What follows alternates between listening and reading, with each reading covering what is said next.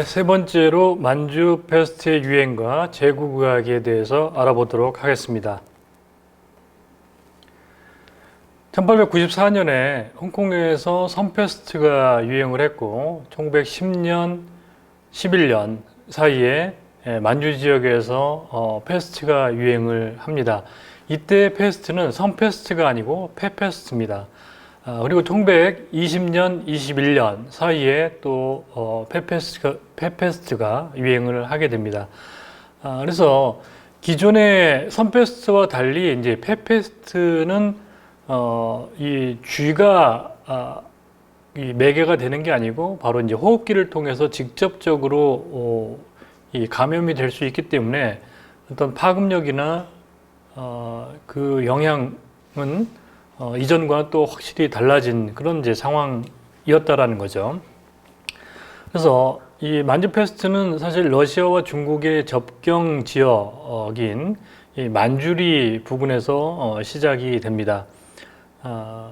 근데 이 만주리 지역에서 유행을 하고 아까 초입에 얘기했습니다만 러시아나 우크라이나 지역에서도 페스트가 일종의 토착병으로 유행하고 있었기 때문에 이 페스트에 대해서는 러시아도 상당한 이 지식을 축적하고 있었고 이미 러시아는 그 하프킨 백신이라고 하는 백신까지 개발해 놓은 상태였습니다. 최근에 이 코로나19 이 바이러스에 대한 백신을 발견했다라고 이렇게 러시아가 먼저 발표하기도 했는데 이미 이 당시에도 러시아는 이 페스트 백신을 만들어서 쓰고 있었습니다. 물론 이제 그 효과는 크지는 않았습니다만 또 일본 역시도 기타스토를 파견해서 이 페스트에 관한 여러 이제 이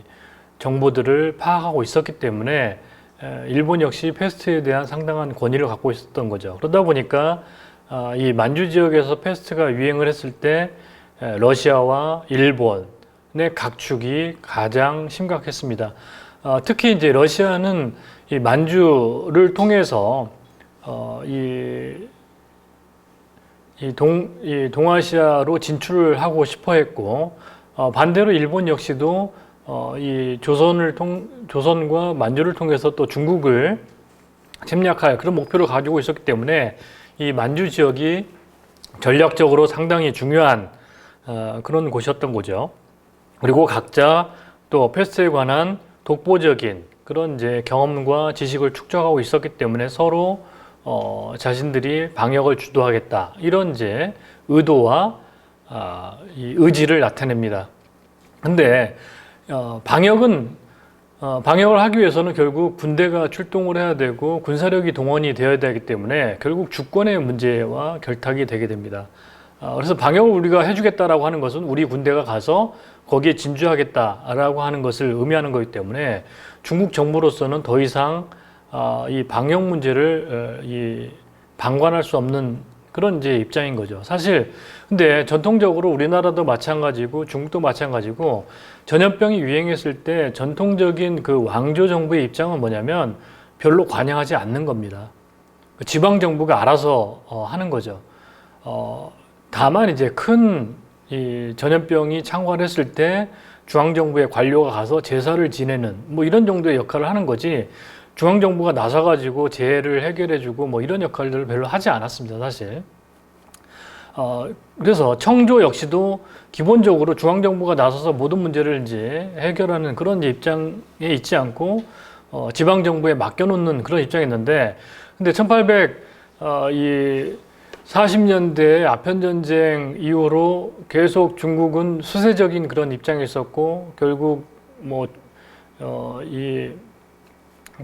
강제 개항을 하고 이 조계지를 내놓게 되고 영토를 할양하게 되는 그런 이제 수세적인 위치에 있었고 방역 문제에 관해서도 상해 같은 곳에서는 프랑스 조계가 원래 조그만한 그런 영역에 불과했는데 프랑스인들이 계속해서 그런 이제 전염병 문제, 위생 문제를 빌미로 해가지고 자신의 영역을 계속 확대해 나갑니다. 그런 이제 경험을 하다 보니까 청주의 입장에서도 이 방역 문제를 방관하게 되면 결국 주권을 끊임없이 위협을 당하게 되고 또 전통적인 방식이라든지 중의학적인 방식으로 접근하는 것도 서구 열강에게는 아무런 설득력을 갖지 못하는 거죠. 그렇다 보니까 우리도 어떤 서구 열강의 기준에 맞는 그런 이제 방역 조치를 해야 되겠다 싶어서 이제 본격적인 방역, 이 국가 주도의 방역을 실시하는 게 바로 이 1910년, 11년 만주 펫페스트 이후입니다. 그렇기 때문에 이 만주 페스트가 중국 역사에서 내지는 이 질병사에서 내지는 의학사에서 굉장히 중요한 전환점이 됐던 거죠. 그전에는 방관자적인 입장에서 이 중앙정부가 직접적으로 개입을 해서 이런 방역 문제, 패스트 문제를 해결해야겠다라고 하는 의지를 강구하게 보인 게 바로 이 시기였다라고 하는 점에서 중요한 의미가 있는 겁니다. 그리고 이미 동북 삼성에서는 1910년 10월부터 2월까지 불과 몇 개월 사이에 공식적으로 43,972명이 죽었다고 보고가 되고 있습니다. 이거는 정확한 보고 일리 없죠. 당시에 여러 가지 수준으로 봤을 때 누락된 것도 많고 또 당시에는 치사율이 굉장히 높았기 때문에 거의 전멸이란 말이죠. 그러면은 한 마을에 통째로 다 죽었다 보고할 사람도 없고 보고가 제대로 이루어지지 않는 거죠. 이런 이제 상황이기 때문에 그래서 많은 연구자들은 실제로는 한 5, 6만 명 될 것이다 라고 이렇게 예상을 하고 있습니다만 더 많을 것이다. 공식 보고보다는 분명히. 그리고 지금까지 역사상 투명하게 이 감염병 정보 내지는 사망자 수를 보고한 전례가 없어요, 사실은. 우리나라에 최근에 이 코로나19와 관련해서 상당히 투명하게 보고를 하고 있다라고 이렇게 믿고 있지만, 이를테면 미국이나 일본에서 이 코로나19의 어떤 사망자라든지 감염자 정보가 정확하다라고 생각하는 사람은 아마 거의 없을 것입니다. 그런 정도로 과거에 많은 정부들이 사실은 감염 정보를 곡해하고 숨기고 이런 게 많았기 때문에 사실 이 당시에도 공식적으로 이러한 보고한 수치가 정확히 맞겠느냐 충분히 의심할 만하다라는 거죠. 그리고 환자들의 대다수는 대개 노동자들, 농민들 이런 사람들이 많고 방역 담당자도 2.7% 상당히 많이 감염이 됐다. 방역 담당자 중에는 이제 중위들도 방역 요원으로 이제 활용되기로 했는데 사실 이를테면 마스크 활용 같은 것도 아무래도 떨어지고 그런 이제 긴장도가 떨어지기 때문에 방역 담당자도 상당 부분 감염이 됐다. 아까 얘기한 대로 이 중국 정부가 이제 정신 차리고 국가 중심의 어떤 방역을 시도했던 게 바로 만주 패스트 이후고 바로 캠브리지 대학에서 이 의학 박사학위를 얻은 우리엔더라고 하는 오연덕이라고 하는 의사를 방역 책임자로 임명을 하게 됩니다. 그래서 이제 하얼빈에 파견을 하게 되죠. 그래서 1910년 12월 24일 크리스마스 이브에 하얼빈역에 내립니다. 예, 우리엔더가. 근데 우리엔더가 내릴 때 한 손에는 자기 이제 여행 가방이 들어 있었고 나머지 한 손에는 현미경을 들고 있었습니다. 이 사람은 그러니까 나름 어쨌든 세균학 훈련을 받았기 때문에 자기가 세균학자로서 명확한 그런 세균 검사를 하겠다라고 하는 의지를 가지고 있었고 하얼빈에 도착하자마자 이 여성 환자를 부검을 합니다. 근데 그 부검을 하다가 이 패스트균이 폐에서 발견이 돼요. 그래서 이번 이 패스트는 기존에 알려진 선패스트가 아니다. 펫페스트로 직접 감염이 될 수 있다라고 이제 확신을 하게 되는 거죠.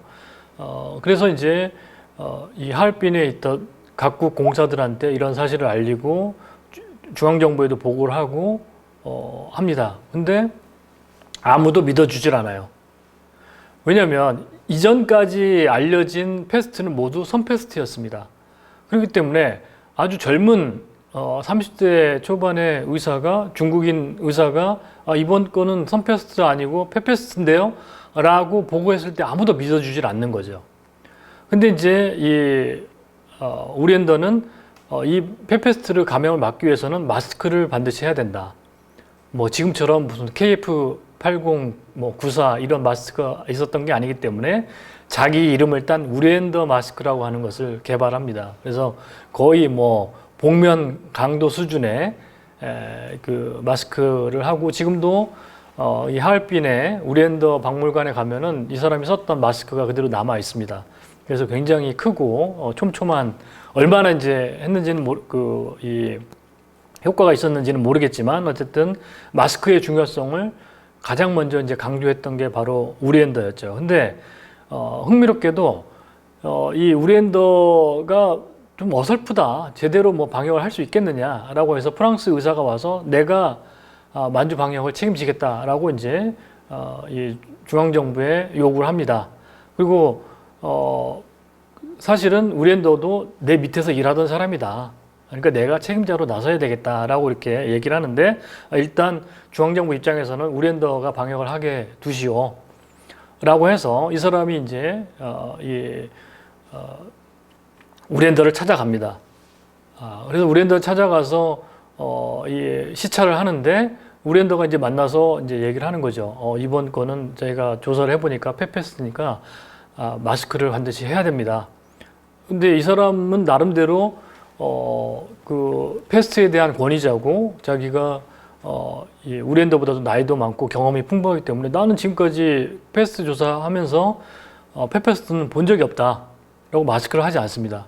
그리고 나서 일주일 후에 죽어요.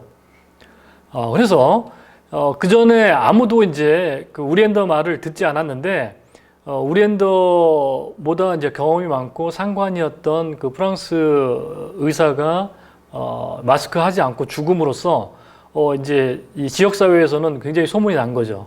그리고 이제 외국인한테들도 소문이 나고, 그래서 그 신문에 보면은 그 의사가 죽은 이후로 일주일 만에 하얼빈 전 시민들이 마스크를 하게 됐다라고 하는 그런 이제 그 기사가 나올 정도로 그 파급력은 굉장히 컸다라고 볼 수 있겠습니다. 그래서 당시에는 마스크를 한다라는 게 상당히 생소한 거였는데, 이 페페스트를 막기 위해서는 마스크를 해야 된다라고 하는 어떤 새로운 관념을 또 제공했고, 그리고 이제 사체는 화장해야 된다라든지 부검해야 된다든지 이런 것에 대한 문화적 충격이 굉장히 또 컸던 거죠. 우리나라도 사실 매장을 안고 화장을 지금은 거의 90% 이상 그 화장을 하는 걸로 알고 있는데, 그렇게 된 게 얼마 되지 않았거든요. 거의 한 80년대, 90년대까지만 해도 매장이 굉장히 많았습니다, 사실. 그런 정도로 그 전까지 사체를 화장한다라는 것은 굉장히 어떤 불효막심한 것이고, 이 화장을 막기 위해서 이제 그 사체를 빼돌리고 이런 것도 굉장히 많았던 거죠. 그러니까 이런 문화적 갈등이 상당히 많았습니다. 그런데 이런 조치들을 강행하기 위해서 당시 이 1910년, 11년 황제가 선통제, 마지막 황제 부의죠. 부의한테 이제 허락을 받아가지고 이 패스트 환자에 대해서는 화장을 하겠다라고 하는 이제 허락을 얻어낼 정도로 당시 사람들한테는 굉장히 어떤 문화적인 충격도 컸다라는 거죠. 마스크를 한다든지 화장을 한다든지 사체를 부검한다든지 이런 것들이 문화적 충격이 있었음에도 불구하고 이런 것들을 이제 점차 강행했던 그런 시기였습니다. 그 다음에 이제 중요한 부분 중에 하나가 바로 이제 법적인 조치인데, 사실 우리나라 코로나19에 대해서도 다른 나라와 달리 아주 긴밀하게 촘촘하게 방역을 할 수 있었던 게, 코로나19가 유행하기 전에 메르스에서 얻었던 경험을 통해서 법적인 정비를 빨리 했다라는 거죠. 이 부분이 상당히 사실은 굉장히 중요한 부분인데, 당시에도 이 우렌더라고 하는 그 최첨단의 이 의학 지식을 가진 의사가 방역을 주도하고 있지만 법적으로는 그 우리엔더의 어떤 요구 수준을 따라가지 못하고 있습니다. 당시에 이제 이 법을 만드는 대신들, 그런 대개 일본에 유학한 그 사람들도 나름 이 최신의 이 지식을 그런 가진 사람들에도 불구하고 이 사람들의 그런 법적인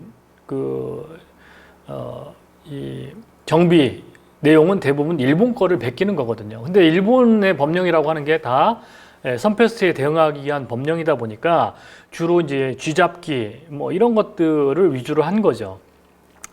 그러다 보니까 폐패스트에 대응하는 것은 당연히 미온적이고 뒤늦은 그런 이제 조치를 할 수밖에 없는 그런 상황이었다라는 거죠. 그나마 이제 우리엔더라고 하는 이런 이제 인물이 있어서 이 패스 방역에 있어서 굉장히 중요한 전환점을 가져왔습니다. 그리고 우리엔더가 근데 이 패스트 방역을 위해서 경찰력을 동원해 줄 것을 요청을 했는데 이것들도 지방정부는 반대해요. 아니, 이 사람이 군대를 동원해서 뭘 하려고 하지? 우리의 어떤 권력을 침해하는 거 아니야? 그러니까 법적인 문제, 당시에 어떤 군벌적인 지방 세력들의 문제, 이런 것들이 긴밀하게 사실은 협조가 된 건 아니다. 여러 가지 방역을 철두철미하게 할 수 없는 그런 열악한 조건에 있었다라는 거죠. 특히 이제 우리엔더는 이제 말레이시아 이제 화교 출신으로서 중앙정부에서는 사실 뭐 말레이시아에서 온 화교에 대해서 얼마나 뭐 호의적이었겠어요. 그래서 별로 이제 기대도 안 하고 무시하는 측면이 없지 않아 있었고 이 제안들을 다 이제 뿌리치는 그런 이제 상황이었지만 어쨌든 우리엔더는 나름 과학적인 권위를 가지고 이 패스트 방역에 나섰던 거죠. 지금 이제 하얼빈에 있는 우리엔더가 썼던 연구실인데 우리엔더 기념관이라고 하는 곳이 있어서 우리엔더 썼던 이제 기구들, 마스크 이런 것들이 전시가 되어 있습니다. 아까 말씀드린 프랑스 과학자가 메진이에요. 이 과학자가 스스로 마스크 쓰지 않고 죽어가지고 그 마스크 보급이 확대된 그런 이제 일화를 가져온 그런 인물들이죠. 그래서 당시에 어쨌든 제국 사이에서도 논쟁이 굉장히 많았다. 그래서 우리엔더와 이 메지니와의 논쟁, 그리고 우크라이나 출신 러시아 과학자와의 논쟁, 이런 것들이 계속 존재했습니다. 그러니까 사실은 새로운 젊은 과학자들의 이런 주장에 대해서 다들 받아들이지 않았던 거죠. 또 식민지 조선에서도 기사토가 직접 조선을 방문합니다. 그래서 기존에 자기가 선패스트 발견에서 뭔가 오류가 있었지만 기존에 잘못된 것을 사과하고 자기가 새롭게 다시 이제 조사를 하겠다 해서 실제로 만주에 와서 조사를 합니다. 그래서 이번 패스트는 폐패스트다. 그래서 이 남만주 에 가서도 연설을 하고 또 어차피 일본을 가려면 조선을 거쳐서 부산을 통해서 가야 되기 때문에 이 경성에 와서 이번 패스트는 이 폐패스트이기 때문에 쥐잡기에 혈안이 돼서는 안 된다. 오히려 주요 이동의 감염원이 되고 있는 중국인 노동자들을 철저히 감시하고 차단해야 된다. 이런 이제 주장을 합니다. 그것과 관련해서 또 식민 당국에서의 그런 과학자들과 논쟁을 합니다. 근데 또 식민지는 받아들일 것 같은데 이 기타토를 만나서는 뭐 선생님 말씀이 맞습니다 라고 선생님 말씀을 따르겠습니다 하지만 기사토가 이제 일본을 떠난 다음에는 자기들 마음대로 해요. 왜냐면 이들도 다 필드워크 경험이 있는 권위자거든요. 그리고 또 식민지는 식민지 나름대로 논리가 있기 때문에 지금 호흡기 감염 있다 아무도 믿지 않는다라는 거죠. 그러니까 쥐잡기를 계속해야 된다. 이거는 무지몽매한 식민지인들을 계몽하기 위해서는 쥐잡기를 어쨌든 계속해야 된다. 이런 식의 이제 논조를 계속 펴나가게 됩니다. 그러다가 이제 1911년 4월에는 이제 그 만국 패스트 회의가 심양 당시에 이제 펑티엔에서 이제 개최가 됩니다. 그래서 11개국에서 참가를 하게 되고 한 가운데 우리엔더와 기타토가 같이 이제 앉아 있죠.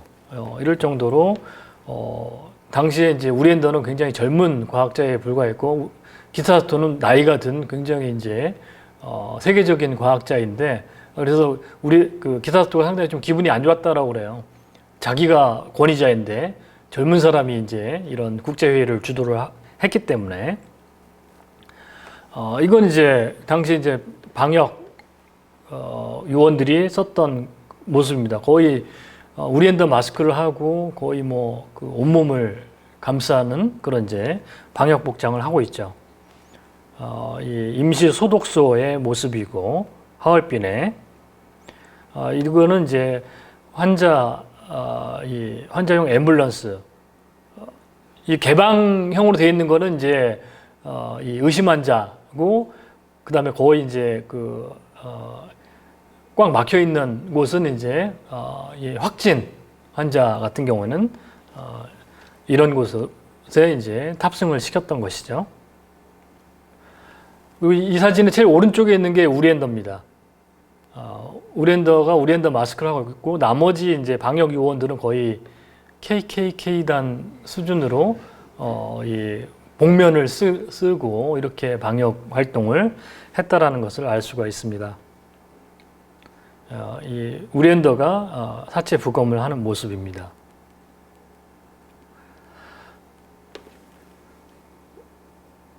사실 이제 이 패스트 방역, 이 하얼빈이라고 하는 공간도 사실 되게 재밌는 곳이거든요. 지금도 이제 하얼빈에 많은 사람들이 가면 한 세 군데를 가는데 하나는 이제 그 빙등제, 얼음 궁전을 보고 또 하나는 이제 731 부대를 보는데 하얼빈의 한 중심가는 사실은 러시아 이 건물들이 많이 있는 곳이거든요. 근데 하얼빈은 원래 이 러시아가 남하를 위한 이 동청철도를 관리하기 위한 그런 도시였거든요. 그러다 보니까 러시아인들이 주도를 했는데 1910년대하고 또 1920년대가 또 많이 달라집니다. 왜냐하면 1910년대에는 이제 러시아가 주도하고 이 중국인들의 방역은 엉터리이고 엉망인 그런 상황이고 러시아가 굉장히 엄격한 방역을 하는 상황인데 1920년 단계가 되면은 1917년 이제 러시아 혁명이 있고 러시아 당국에서 별로 신경을 못 쓰는 상황입니다. 그러다 보니까 러시아 사회가 붕괴돼 가지고 이제 이 1920년 패스트가 유행했을 때는 이 러시아인들이 거주하는 지역에서 패스트 환자가 엄청 유행하게 되는 그래서 이제 이 패스트 유행에 따라서 이 하얼빈의 어떤 방역 상황이 역전되는 그런 모습이 바로 이제 하얼빈의 이 러시아인들이 거주하는 다오리구, 중국인이 거주하는 다오와이구의 어떤 방역의 어떤 그 전개 상황, 역전되는 상황이 보이게 됩니다. 그래서 이제 1920년이 되면은 이제 이 중국인, 특히 이제 이 우리엔더가 주도하는 방역으로 이제 넘어오게 되는 거죠. 이런 것들을 봤을 때는 바로 이제 어떤 정치적, 사회적 변화라고 하는 게 방역에 엄청난 영향을 미치게 된다라고 하는 것을 알 수가 있습니다. 이상으로